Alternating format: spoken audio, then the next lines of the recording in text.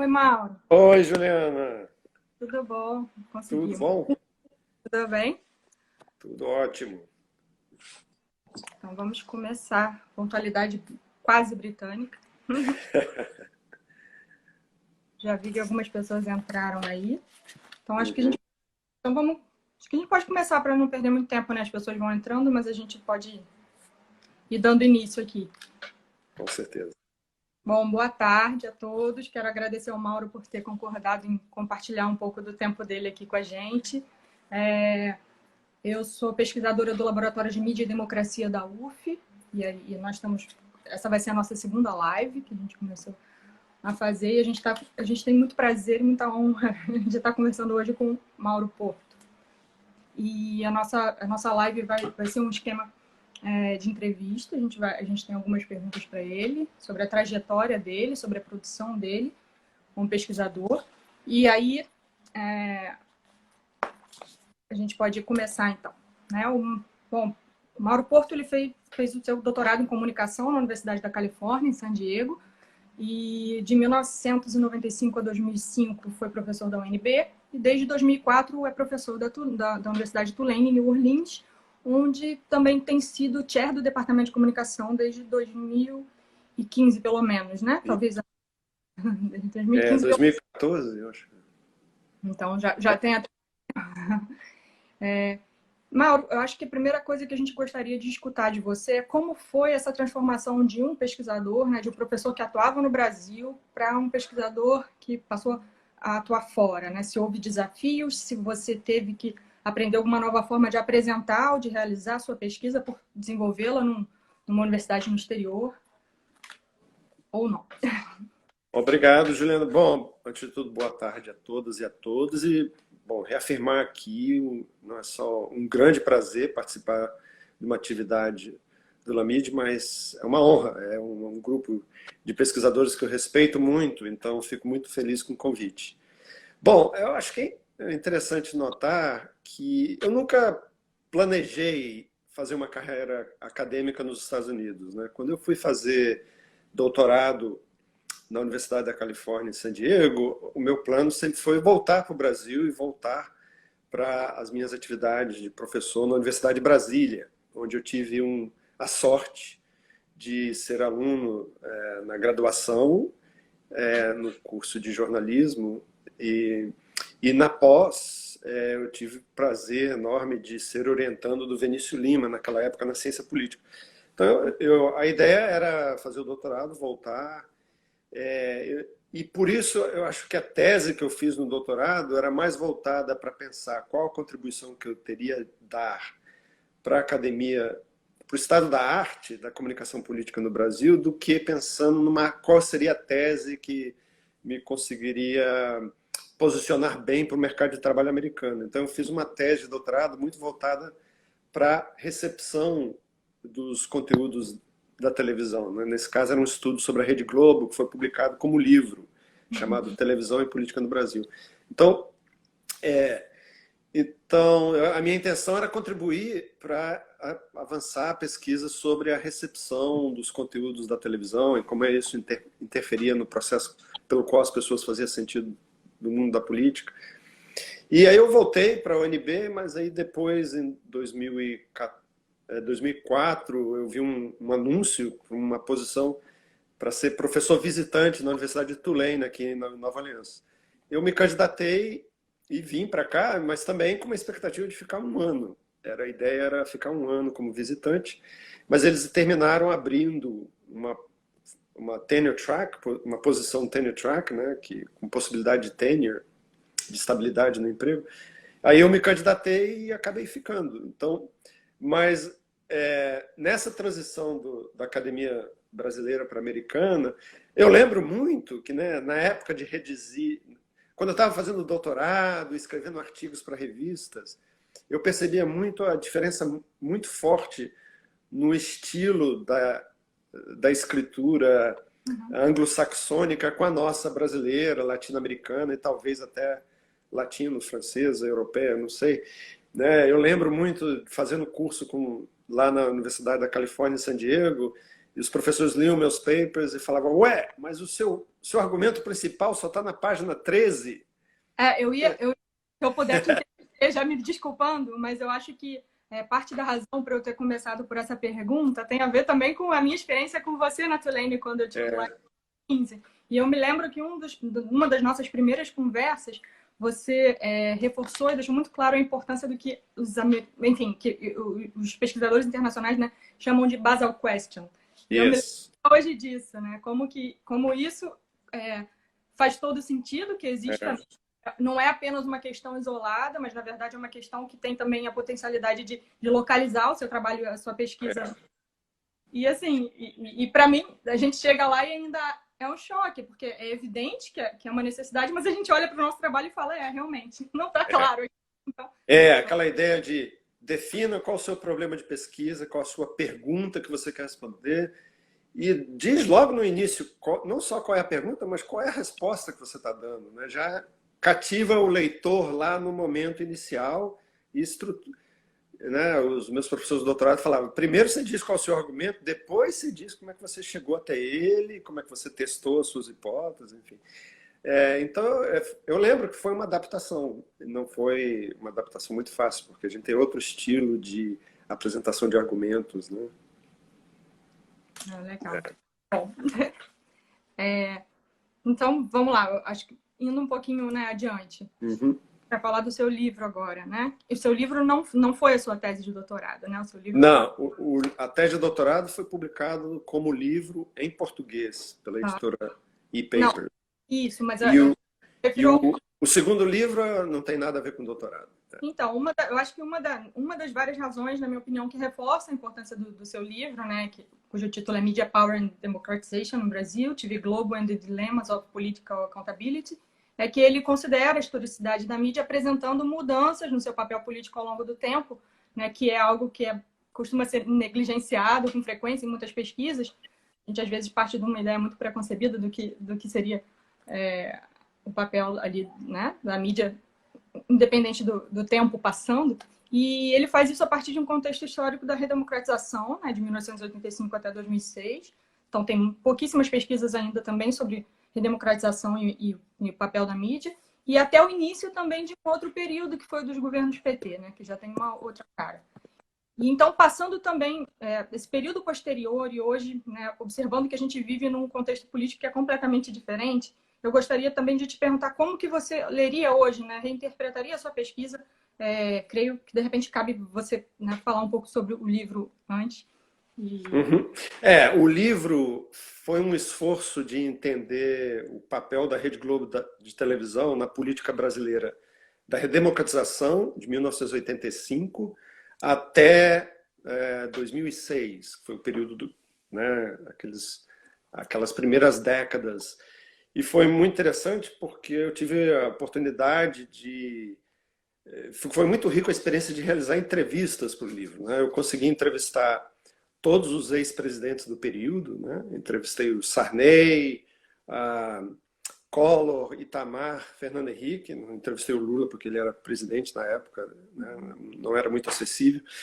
Entrevistei os seus secretários de imprensa e consegui também entrevistar muitos profissionais do jornalismo da Globo, incluindo todos os diretores da Central Globo de Jornalismo. Alguns deles já faleceram, né? E a ideia era realmente pautar, entender um pouco, né? Outra coisa que os anglo-saxônicos fazem muito é começar com um puzzle, né? Com uma questão chave, central. E para mim era não só o que explica mudanças que ocorreram na Globo, mas principalmente a relação dessas mudanças com o processo de democratização. Então, o foco do livro é muito as mudanças que ocorreram na Globo a partir de 1994, 95, quando o Evandro Carlos de Andrade assume a Central Globo de Jornalismo, ali é um momento de renovação do jornalismo da Globo que eu achava importante. As coisas foi um esforço de tentar especificar qual foi o papel da Globo no processo de democratização, olhando as várias dimensões daquilo que na ciência política, nas ciências sociais, a gente chama da esfera da accountability política, né? da prestação de contas, dos mecanismos efetivos com que se faz que a democracia seja responsiva aos interesses e vontades dos cidadãos, né? Então, eu olho a questão do papel da Globo na accountability vertical, que são o papel das eleições numa democracia, em forçar a classe política a prestar contas, né, periodicamente, que é a accountability vertical. Eu olhei a questão da accountability menos, né, no livro, a accountability horizontal, que é o sistema de checks and balances, e também a accountability social, a questão de como a mídia controla os governantes, né, através do jornalismo investigativo e outras partes. Mas, então, foi um esforço de entender o papel da Globo nesse período e de explicar por que a Globo muda e renova o seu jornalismo naquele período. Então, naquele momento, havia muita esperança de que realmente essa mudança fosse mais sustentável de longo prazo. Mas já nas conclusões do livro, eu chamava atenção para as complexidades de um certo retrocesso interno. Porque após a morte do Evandro Carlos de Andrade, né, com a ascensão do Ali Kamel como chefe de jornalismo da Globo, aí eu já registrava um passo atrás naquele processo de renovação. E eu acho que, infelizmente, né, as escolhas dos 3 filhos do Roberto Marinho, que acabaram assumindo após a morte dele, já nos meados dos anos 90, o Roberto Marinho já estava afastado da empresa, eles acabaram optar não pela renovação do seu jornalismo, mas para uma volta a um ativismo político mais importante, né? Então, acho que agora é um pouco de tentar explicar o porquê dessas opções feitas, né? E uma das questões é tentar explicar também, e é um pouco dos projetos que eu tenho feito mais recentemente, inclusive um artigo recentemente publicado em coautoria com a Bárbara Lima e a Daniela Neves, é entender o papel da política a partir da grave crise que se instala no Brasil a partir das demonstrações de 2013, mas particularmente com a eleição do Bolsonaro em 2018. Mas eu acho que o livro ainda continua muito atual, ele oferece esquemas analíticos importantes para entender por que a Globo mudou e não mudou, mas também é um livro que tematiza muito a questão do poder da mídia, né? De um lado, a gente não pode superestimar o poder da mídia. E um dos argumentos controversos que eu, a Daniela e a Bárbara fazemos nesse artigo recente é de exatamente que a ascensão do bolsonarismo representa uma certa crise da capacidade da Globo de construção de consensos no Brasil, né? Isso é uma longa discussão. Mas, enfim, tentando entender por que certas opções são feitas numa empresa de jornalismo tão central. Mas eu acho que esse processo político recente revela um pouco uma certa decadência da Globo como aparelho privado de hegemonia, como os gramscianos chamam, né?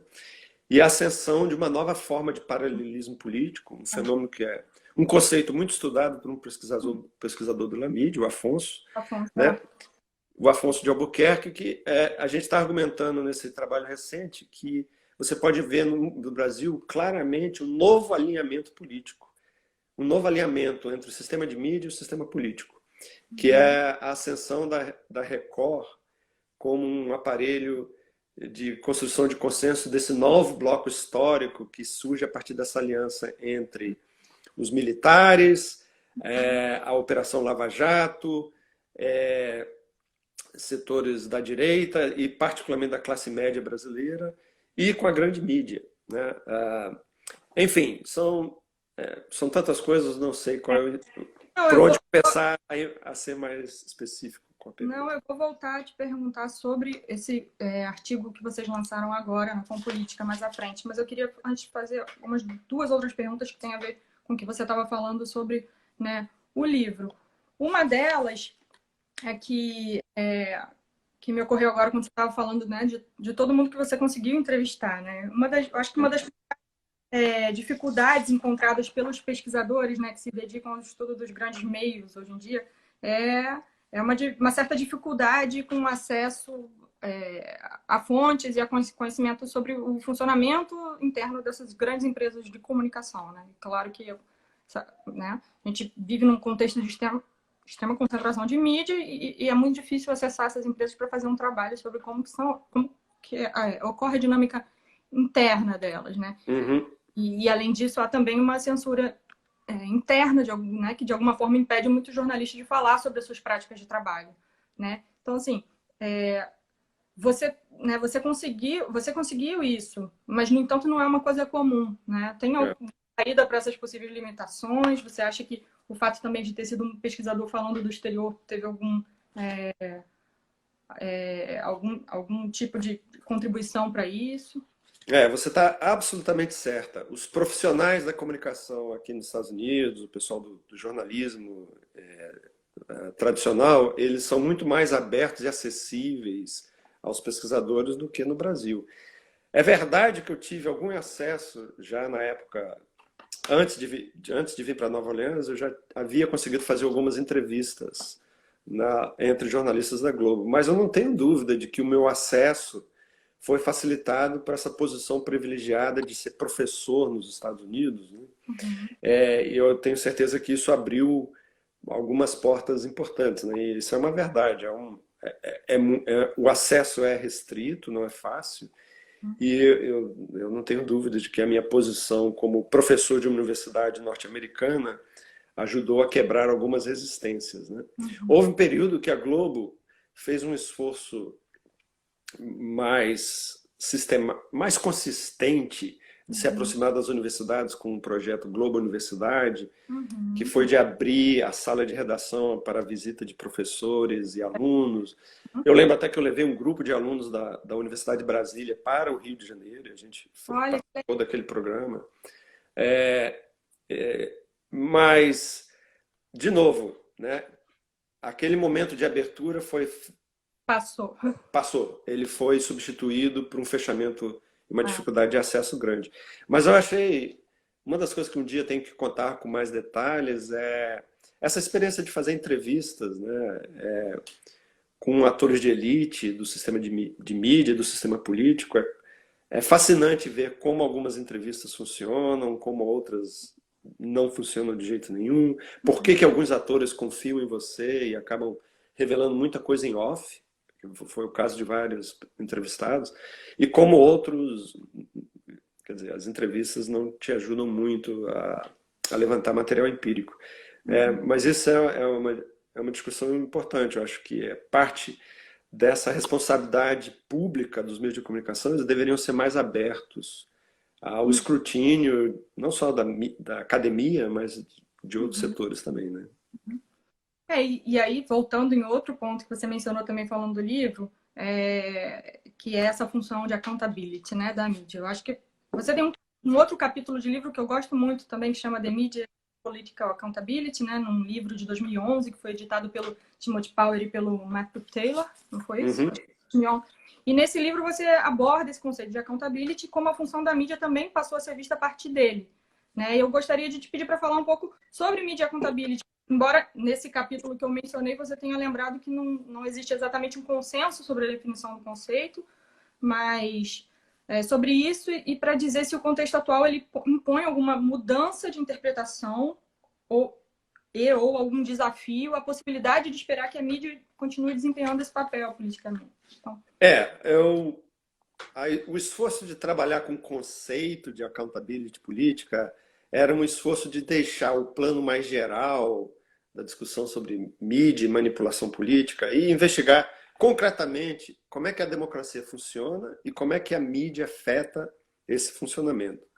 Então, na época, no Brasil e na ciência política, havia uma influência muito forte de intervenções de autores como Bernardo Manin, que escreveu um livro importante sobre os princípios da democracia representativa, que foi muito popularizado no Brasil com um artigo publicado na Revista Brasileira de Ciências Sociais, né, uma tradução de um resumo do livro, né? E também um famoso artigo do Przeworski, Manan e Stokes, que falava um pouco da accountability política.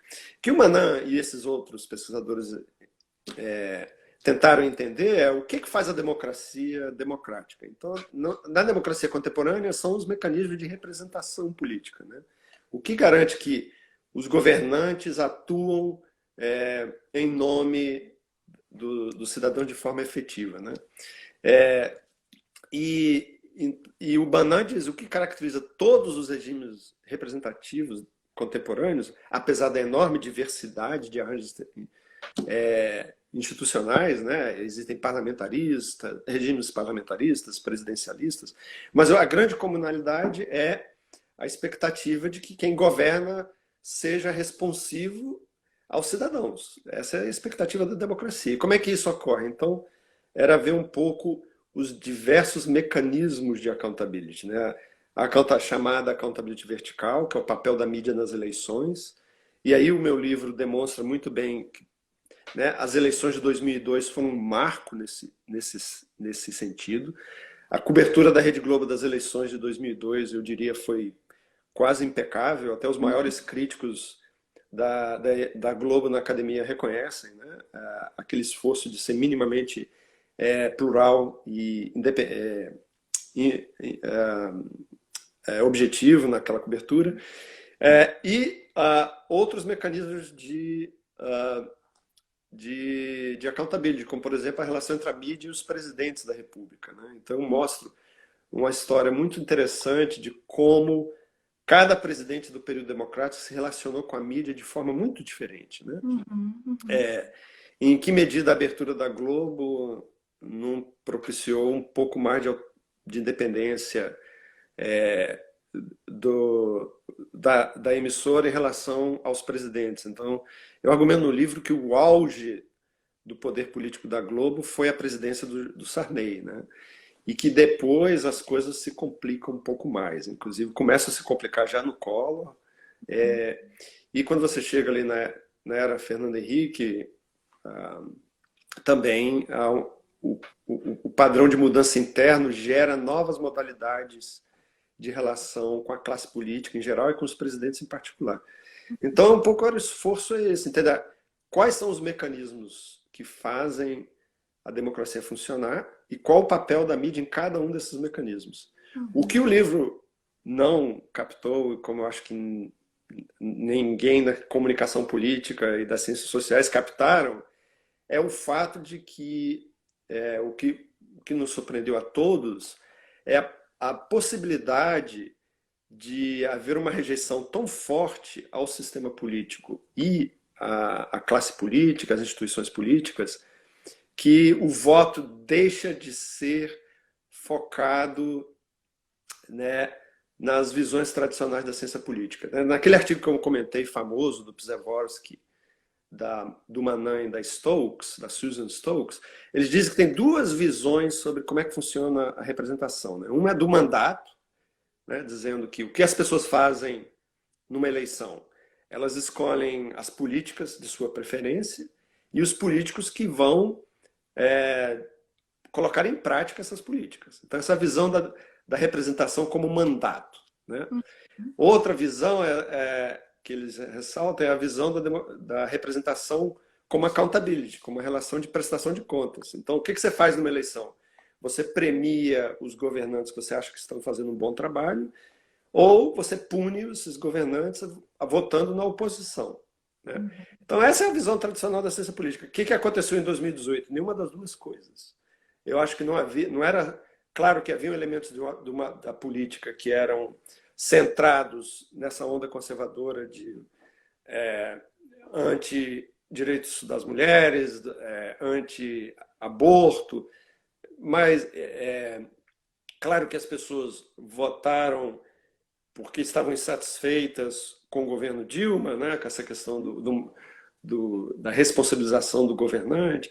Mas no central, o que houve em 2018, como houve no Brexit no Reino Unido, como houve na eleição de Trump em 2016, como houve no plebiscito do processo de paz na Colômbia, é que as pessoas não votaram nem com uma visão do mandato, nem com uma visão da accountability. O que elas fizeram foi usar o voto para mandar uma forte mensagem para as elites políticas, revelando um forte ressentimento de setores enormes da população contra essas chamadas elites políticas.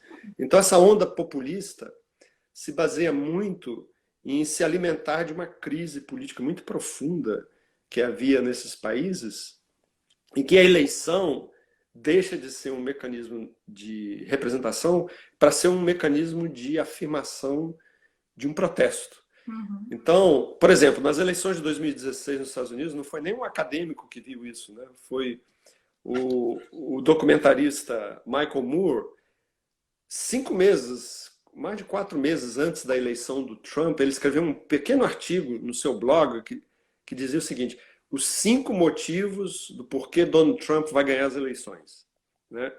E um dos motivos que ele dizia é o efeito devastador que as políticas neoliberais tiveram no coração industrial dos Estados Unidos, né? O cinturão, o Rust Belt, que é o coração industrial, o nordeste ali dos Estados Unidos, Michigan, Ohio, o leste da Pensilvânia, Wisconsin.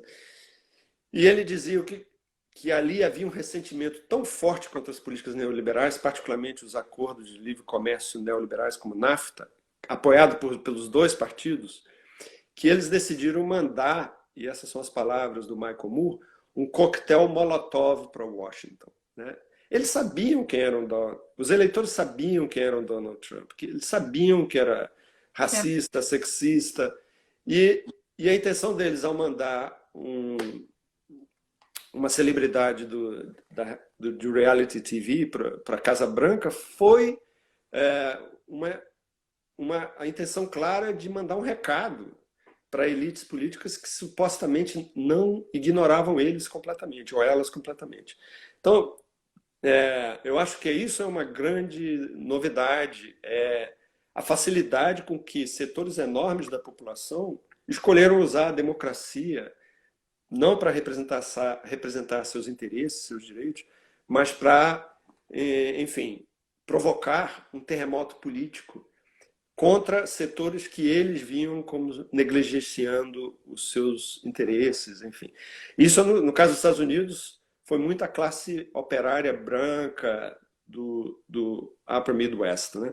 No caso do Brasil, o meu novo livro, que eu estou tentando começar a desenvolver, trabalha um pouco, acho que o que impressiona foi a forma como a classe média tradicional aderiu a essa onda neopopulista autoritária de jogar, né, um coquetel Molotov em Brasília através da eleição do Bolsonaro. Então, é um pouco o que explica, né, a facilidade com qual a classe média brasileira, que tinha participado de movimentos democráticos, como as diretas já em 84, 85, pelo impeachment do Collor em 92, 93, como essa mesma classe média joga a criança junto com a água em 2018 e claramente apoia um projeto de natureza mais autoritária. Uhum. E aí o projeto do novo livro é entender o papel da mídia na criação desse ressentimento da classe média branca brasileira em relação ao que estava ocorrendo no país. Isso tem muito a ver com o processo relativo de inclusão social que nós tivemos, particularmente nos 2 mandatos da era Lula, e a reação da classe média a esses avanços que relativos, inclusive, né? Não foram avanços profundos, mas avanços importantes, mas relativos, que ocorreram em termos de inclusão social. Então, eu acho que esse é um grande desafio analítico para todos nós, é entender o que está acontecendo no mundo e no Brasil em particular. Eu ia, né, a próxima pergunta que eu ia te fazer, ela de alguma forma dialoga um pouco com isso, né? Eu ia, na verdade, voltar a uma pergunta que também tem a ver com o tempo que eu passei na Tulane e com as conversas que nós tivemos naquela época sobre as pesquisas, né? Você destacou que uma contribuição muito importante seria, por exemplo, entender o papel da mídia na polarização política brasileira. Naquele momento, essa polarização já se fazia notar, mas é evidente que depois ela se intensificou muito, né? Então, sendo assim, a minha pergunta seria: qual foi, na sua visão, qual foi o papel que a mídia desempenhou, né, nesse desenvolvimento desse contexto de polarização política recente no Brasil? Eu lembro que na época a gente estava conversando um pouco por conta de um trabalho que eu estava fazendo na disciplina do David Smart, então, e aí, na época, você fez uma comparação com a Venezuela. Evidente que a Venezuela de hoje não é a Venezuela de 2015, mas na época você falou que a Venezuela ela tinha uma polarização de classe muito histórica, né? Que se traduzia também numa polarização étnica e etc. Então, era uma polarização que ela não foi uma invenção, né, do chavismo, mas que, claro, que o Chávez se beneficiou de alguma forma na construção da identidade, né, política disso. E no Brasil, diferentemente, o contexto que pelo menos lá em 2015 a gente discutia, é que, de uma forma diferente, aqui sim houve um investimento grande na polarização política por parte, né, da mídia. Acho que eu escrevi a tese, isso fazia muito sentido também. Então, não sei se você sente isso como a mesma pergunta, ou se, na verdade, é o que você vai desenvolver no livro, mas falando especificamente agora sobre a polarização política. Essa é a questão, né? Nós temos não só um forte ressentimento em segmentos importantes do eleitorado, mas é um sentimento de indignação que se materializa numa forte polarização política. E aí quer dizer, esse quadro começa a se estabelecer na eleição presidencial já de 2016, quando a Dilma é reeleita, mas por uma margem muito pequena de votos, né? Pela primeira vez. 14. O impeachment foi em 16, né? Então ali você já começa a ver uma polarização eleitoral muito mais acentuada na eleição presidencial do que nas eleições anteriores, né? Foi a eleição mais próxima do período democrático, no primeiro turno, né? Enfim, e que se transforma numa forte polarização política. Então, polarização política você encontra nos diversos países, em diversos sistemas políticos.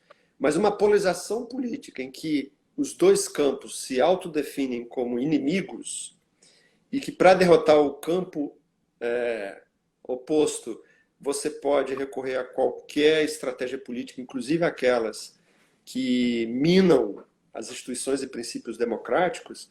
Isso não é uma novidade do Brasil, a gente já havia assistido isso na Venezuela, né? Quando o chavismo chega ao poder de forma democrática em 98, mas já desde o início, a estratégia de grande parte da oposição venezuelana, diga-se de passagem, de novo, composto por uma classe média branca, tradicional, que se beneficiou por décadas do sistema de ponto firro, de compromisso histórico lá entre dois partidos que tinham muito pouco de representativos, né? Isso se manifesta na tentativa de golpe contra o Chávez em 2002, onde a grande mídia participa daquela tentativa de golpe. No Brasil, nós tínhamos, eu inclusive, né, faço meia-culpa, nós tínhamos a impressão de que esse agravamento, a polarização política não chegaria a esse ponto, né? Nós tínhamos muito claro de que a democracia brasileira tinha outros elementos importantes, tem todos os estudos sobre os sistemas de participação democrática no Estado brasileiro, do papel da sociedade civil, que a democracia no Brasil seria mais robusta do que a venezuelana e que nós não teríamos esse mesmo resultado, mas a história acabou provando que não, que esse grau de polarização política severa poderia sim se estabelecer no caso brasileiro, como acabou ocorrendo. E o que é interessante é pensar um pouco qual é a cultura política que permite a esses atores abraçar com tanto entusiasmo essa polarização política até chegar no ponto de, como eu disse, jogar o bebê fora com a água suja, né? Que é de abraçar um projeto político de natureza mais autoritária sem nenhuma preocupação com a estabilidade dos princípios do regime democrático. Então, acho que, infelizmente, no Brasil, a mídia tradicional entra nesse processo de polarização política. Mas o que eu acho, o meu ponto de vista, que é um pouco mais controverso em relação aos pesquisadores da comunicação política no Brasil, é que eu acho que essa polarização política mostrou um pouco também a decadência das instituições tradicionais que eram responsáveis pela construção de consenso no período da Nova República. Então, estou me referindo aos partidos tradicionais, a PSDB, PT, a polarização PSDB-PT mediada pelo MDB, né? A Igreja Católica, né? Cada vez mais minada pela ascensão dos evangélicos e pela Igreja Universal do Reino de Deus em particular, e, no caso, a queda crescente do poder hegemônico da Globo, em todos os sentidos, em termos de posição de mercado, de share da audiência e de sua capacidade de construção de consensos.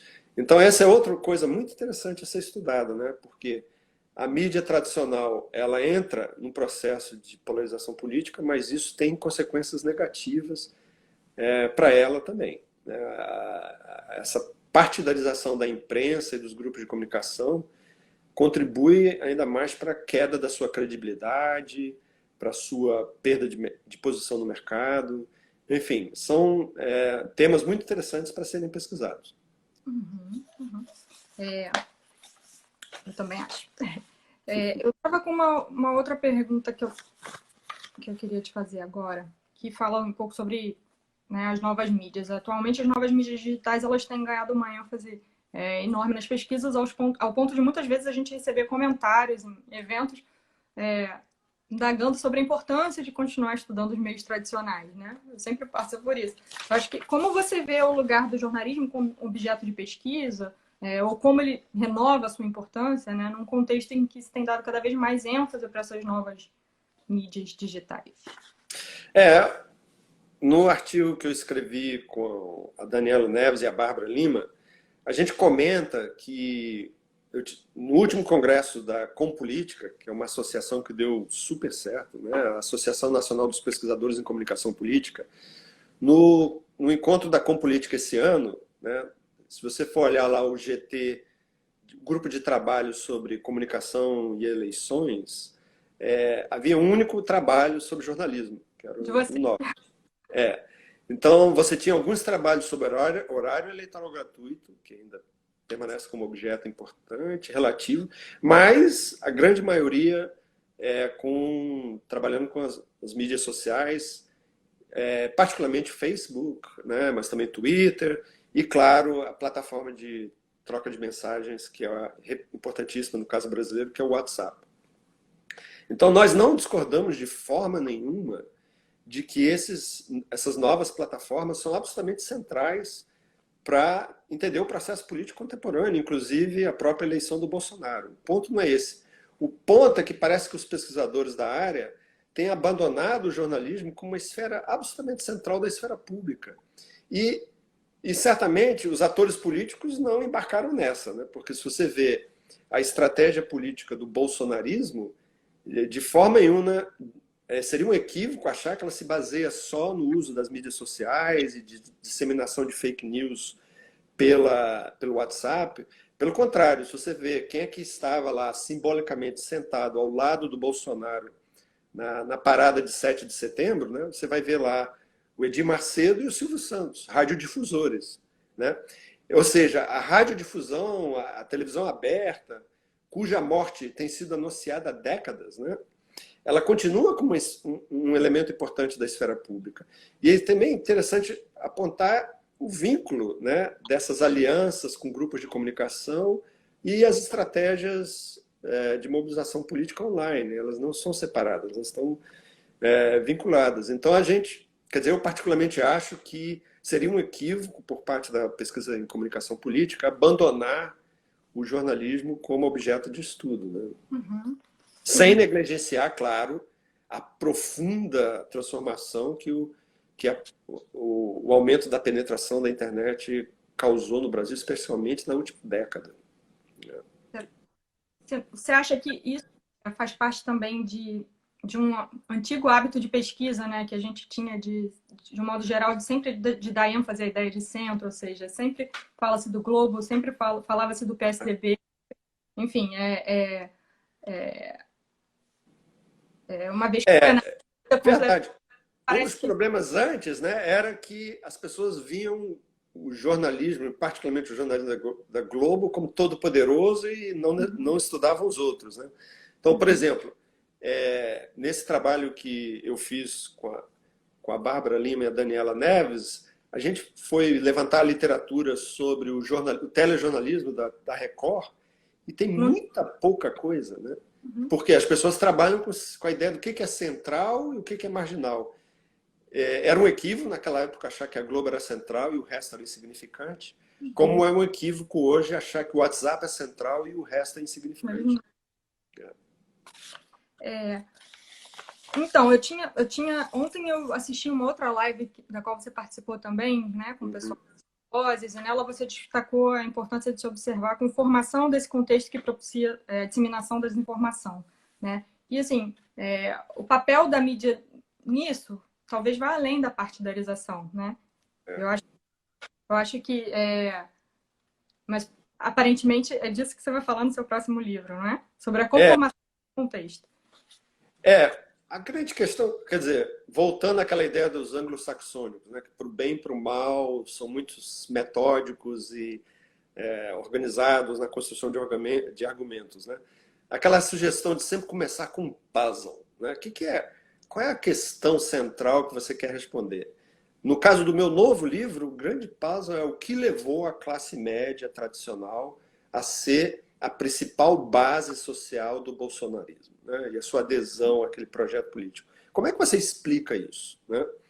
E aí eu trabalho muito com a ideia de que as representações construídas e circuladas pela mídia tradicional tiveram um papel importante na construção daquela caldo de cultura política.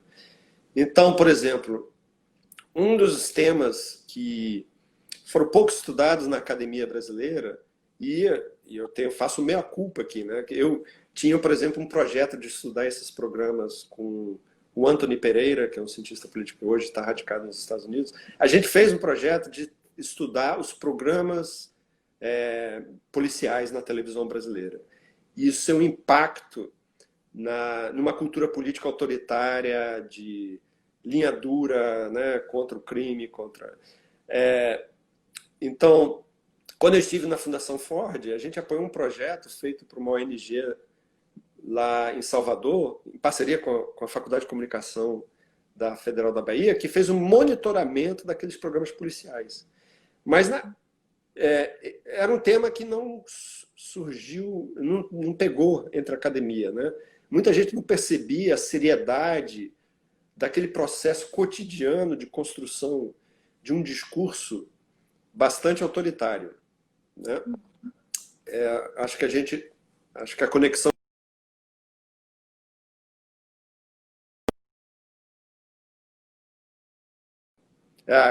quebrou um pouco, né? Ainda temos 10 minutos. Não, é que a conexão aqui caiu um pouco. Enfim, essa é uma área que eu acho que é interessante.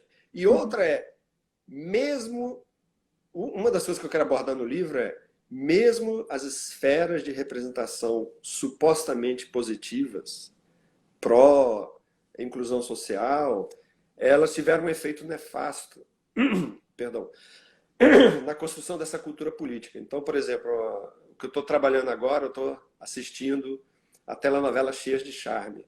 Então, acho que para entender o grau de ressentimento da classe média brasileira ao que estava acontecendo no país, a extensão dos direitos trabalhistas às empregadas domésticas é absolutamente importante, né? E se você for olhar, mesmo uma telenovela que supostamente apoiava, né, essa ideia de extensão dos direitos trabalhistas para as empregadas, ela tinha elementos profundamente problemáticos que legitimavam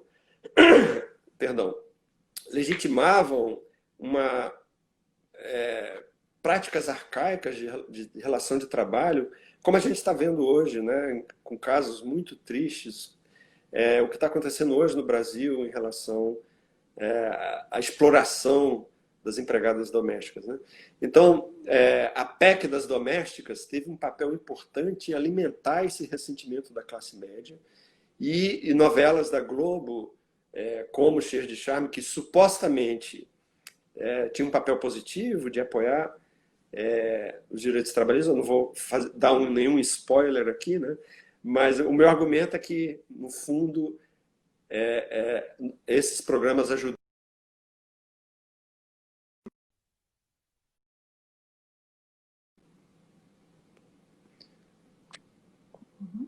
Eu acho que nós estamos tendo alguns problemas de Oi, conexão. voltou, né? Tá? É, Voltou? voltou. Acho que sim. Tá me ouvindo? Ok. Uhum. Eu tô. Acho que está tendo alguns probleminhas de conexão. Agora melhorou de novo, né? Ok. Então a gente Não sei tá. se deu para escutar a parte Uhum. final. Você ia. Não, deu para escutar. Você estava num Ok. argumento maravilhoso. Só que a gente está nos últimos minutos, Mauro. Aí o que eu ia te dizer, eu tinha separado uma última pergunta sobre o artigo, né, que você acabou de publicar com a Daniela Neves, que tá online aí, e com a Bárbara Lima, que eu acho que também está. Sejam bem-vindas as Tá duas sim. autoras também, pesquisadoras. E eu tinha separado para você falar um pouco sobre esse argumento de vocês, dessa mudança da ascensão da Record e da crise da Rede Globo, para você falar um pouco dos significados dessa mudança para a relação entre mídia e política nos dias atuais. Só que eu acho que você já passou um pouco por isso, porque na verdade eu tenho perguntas aqui que eu recebi e acho que eu vou usar esses últimos minutos para fazer. Tá ótimo. As pessoas mandaram no chat, tá? Acho ótimo. Vamos lá. Uma das perguntas é do Fabrício Ferreira. Oi, Fabrício. Que ele quer saber o que quer que o professor Mauro fale um pouco sobre o viés denuncista da grande imprensa brasileira e seu papel na produção da desconfiança relativa às instituições políticas. Ah, legal. Eu tenho um texto antigo, eu nem lembro agora quando foi publicado, dos anos 90, que fala um pouco sobre a relação entre o chamado em jornalismo investigativo, mais uma crítica que eu fazia na época, um jornalismo muito denunciatório, no processo de minar as bases legítimas da democracia. Isso foi um texto que foi apresentado na Compós, publicado, uma versão menor foi publicado num dos livros da Compós, e também foi publicado num livro editado pelo Marcelo Barqueiro, lá na Federal do Rio Grande do Sul. E era um livro que já começava naquela época, nos anos 90, a questionar em que medida essa cobertura denuncista, em que todos os políticos, essa generalização, essa inabilidade da mídia de tratar com o processo de corrupção política de forma mais efetiva. E esse é um argumento que, como você disse, eu desenvolvo com mais detalhe nesse texto em inglês, que está em inglês, né, que eu publiquei no livro editado pelo Timothy Paula sobre corrupção política no Brasil. Uhum. E ali eu trabalho muito a visão de que, né, usando aquela analogia do cão de guarda, né, que a mídia supostamente estava fazendo um trabalho bom como cão de guarda, denunciando a corrupção, eu trabalhei um pouco com a analogia, com a frase que nós temos no Brasil, né, do cão que ladra... Então, que ladra não. É isso, exatamente. Então, nem toda denúncia de corrupção política leva a uma responsabilização efetiva dos setores centrais nos esquemas de corrupção. E aí um pouco problematizava já naquela época o papel da mídia na geração de escândalos políticos que, no final, se tornavam muito efetivos na imposição na responsabilização dos envolvidos por causa de corrupção. Então, eu acho que essa questão da Lava Jato e dos escândalos de corrupção no Brasil, né, a gente já tem alguns estudos que apontam um pouco para a problemática, né, de será que todas as instituições de accountability funcionam, né? Essa slogan da ciência política brasileira, de alguns setores da ciência política brasileira, que as instituições estão funcionando, quer dizer, elas nunca funcionaram plenamente, né? E quando o processo de polarização política se instaura, o quadro piora ainda mais, elas se juntam a esse processo de polarização política, né? Não sei se respondi. Não sei se ficou claro a resposta, mas enfim, são temas que eu abordo em alguns dos meus textos. Então, eu vou...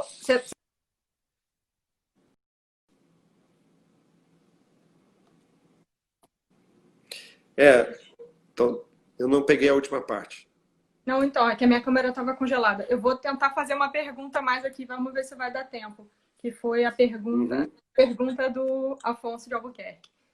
Bolsonaro tem sido comumente comparado a Trump, mas seguindo o seu argumento, me parece que os fatores que impulsionam a ascensão dos dois são muito diferentes. Declínio econômico da classe média nos Estados Unidos e ressentimento relacionado ao sentimento de perda de um privilégio na classe média. É interessante, eu acho que são processos semelhantes, inclusive esse processo de nova forma de paralelismo político é um pouco parecido. A relação do Trump com a Fox é um pouco parecida do Bolsonaro com a Record, né? Essa aliança política. Mas o Afonso tem o enorme... A eleição do Trump foi decidida no colégio eleitoral, lembrem-se, né? Ele perdeu o voto popular por quase 3 milhões de votos. Ele só ganha no colégio eleitoral. O único eleitorado que o Trump sai melhor do que o Mitt Romney 4 anos antes é no Nordeste dos Estados Unidos, é no coração industrial. Então, a rebelião, no caso dos Estados Unidos, é muito centrada na chamada classe trabalhadora branca do setor primário da economia, né?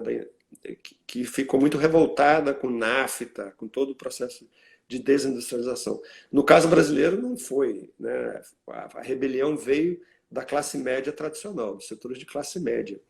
E é uma raiva muito forte em relação à inclusão de novos setores que historicamente têm sido oprimidos no Brasil com base em hierarquias de raça, de gênero, enfim, e que...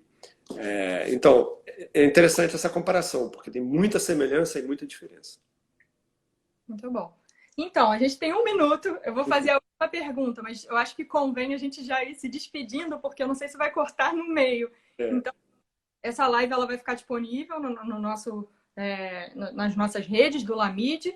Aí eu vou te agradecer muito por ter participado e faço a última pergunta para ver se dá tempo de chegar ao fim da resposta. Então, eu te agradeço de cara. Muito obrigada, porque a gente adorou, como sempre, tá? E a última pergunta é da Manuela Mairink, e ela perguntou qual o caminho que você vê a mídia tradicional seguindo para as próximas eleições presidenciais? Qual o comportamento que ela deve ter, ou ainda é muito cedo para falar sobre isso? É um pouco cedo. Mas acho que... Depende de quando for. Vai ser o comportamento de sempre, que é apoiar qualquer candidato que implemente uma agenda neoliberal, tentando emplacar candidatos mais palatáveis para as elites do que o próprio Bolsonaro foi, né? Mais efetivo em construção de coalizões e com uma forte... ou seja, aquela polarização política vai continuar, ela não vai sair, e eu acho que a mídia tradicional vai continuar tomando partido nas eleições. Em que medida esse papel político da mídia tradicional vai ser decisivo ou não nas eleições? Aí é que estão minhas dúvidas. Eu não acho que a Globo tem mais a capacidade de determinar consensos políticos no Brasil como tinha há décadas atrás, né? Mas, enfim, eu queria muito agradecer o convite, foi um prazer enorme e um privilégio estar dialogando com você aqui na live. Obrigada, Mauro. Então, a gente vai deixar esse vídeo disponível para quem quiser assistir depois, inclusive... possivelmente nós vamos legendar em inglês para que a gente possa seria ótimo. Pessoas também fora, tá bom? Obrigada, Mauro. Eu que agradeço, um grande abraço. Tchau, até a próxima. Tchau.